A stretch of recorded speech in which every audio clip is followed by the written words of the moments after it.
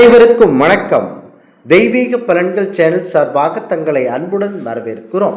இன்று நம் காணொலியில் காண விரும்புவது ஐப்பசி மாதம் மகா அன்னாபிஷேகம் சிறப்புகளை பற்றி இந்த காணொலியில் பார்க்கலாம். வாருங்கள் காணொலிக்கு செல்லலாம். மறக்காமல் ஒரு சப்ஸ்கிரைப் செய்யவும். உலகத்தில் உள்ள அனைத்து மனிதர்களுக்கும் படியளக்கும் பரம்பொருள் சிவபெருமான் அவர்களுக்கு அரிசி உணவை அபிஷேகம் செய்து படைக்கும் விழாதான் ஐப்பசி மாத மகா அன்னாபிஷேக விழாவாகும். ஐப்பசி மாதம் முழு பௌர்ணமி என்று சிவபெருமான் அவர்களுடைய ஆலயத்தில் சயராட்சியின் போது இந்த சிறப்பு வழிபாடு நடைபெறுகிறது.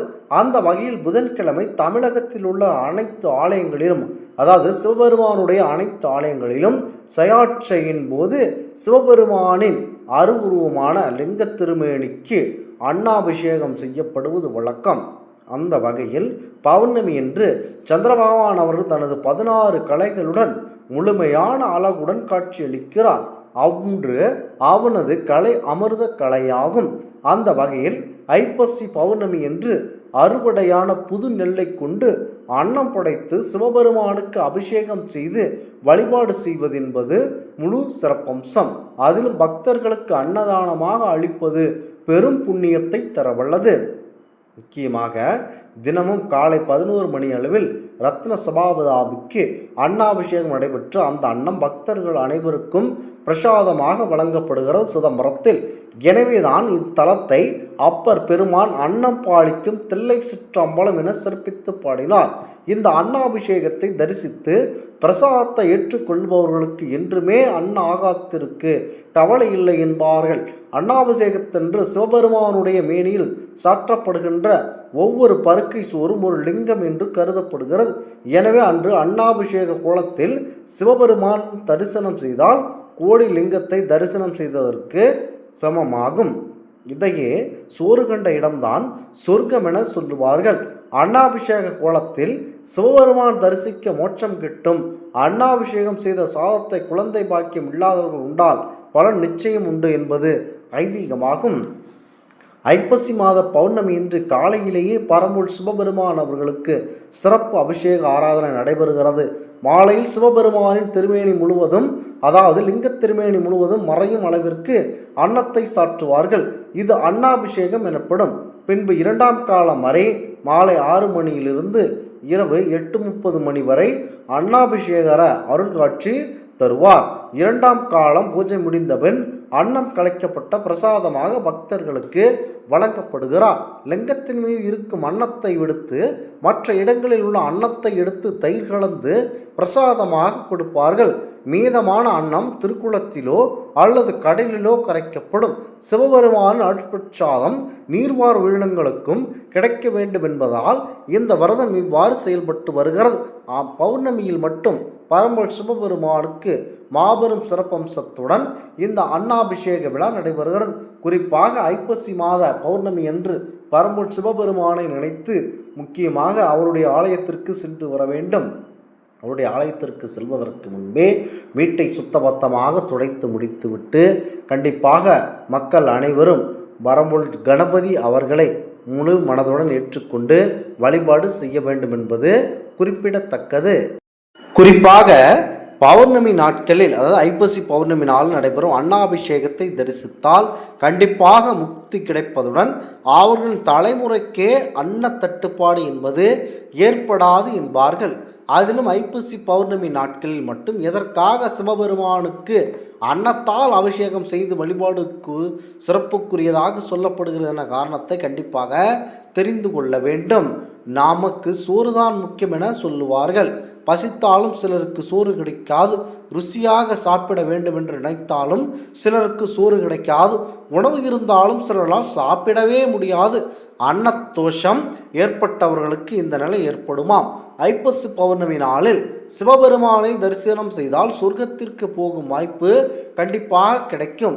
அதாவது ஐப்பசி மாத சிவபெருமானை தரிசித்தால் சொர்க்கத்திற்கு போகும் வரை சோறு கிடைக்கும் என்பது நம்பிக்கையாகும்.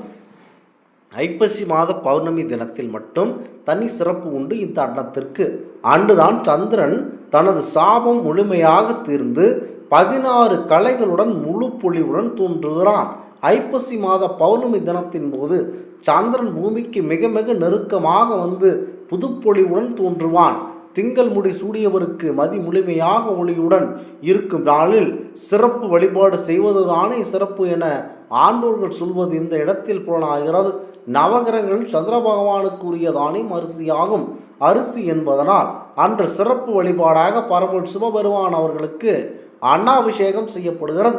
இந்த அன்னாபிஷேகத்தை தரிசனம் செய்து சிவபெருமானுக்கு படைக்கப்பட்ட உணவை சாப்பிட்டால் அன்னதோஷம் அல்லது அன்னதுவேஷம் நீங்கும்.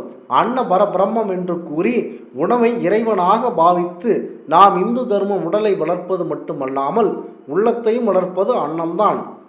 கல்லெண்ணுள் வாழும் தேரை முதல் கர்ப்பைக்குள் வாழும் உயிர் வரை அனைத்து உயிர்களுக்கும் உணவு அளிப்பவர் பரம்பொருள் சிவபெருமான்.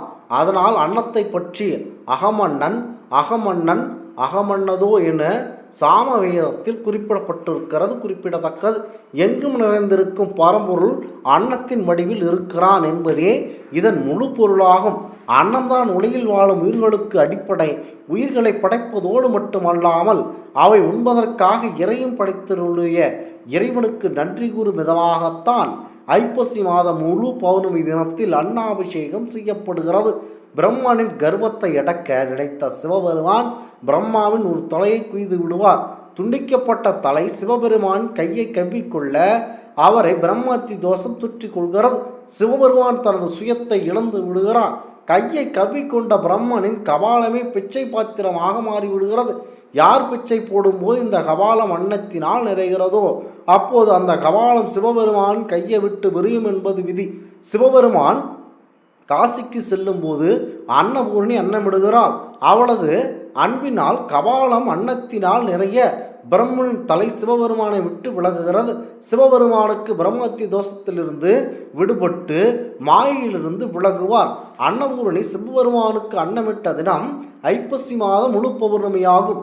அதனால்தான் சிவபெருமானுக்கு ஐப்பசி மாத பௌர்ணமி தினத்தில் அன்னாபிஷேகம் செய்யப்படுகிறது.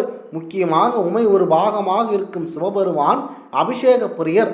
அதனால் அவருக்கு 11 வகையான பொருட்களால் அபிஷேகம் செய்வது வழக்கம். அவை தூய நீர், பசும்பால், இளநீர், கரும்புச்சாறு, மாப்பொடி, பஞ்சாமிர்தம், தயிர், விபூதி, அன்னம், மஞ்சள் பொடி ஆகியவை இவற்றில் மிக சிறப்பானது.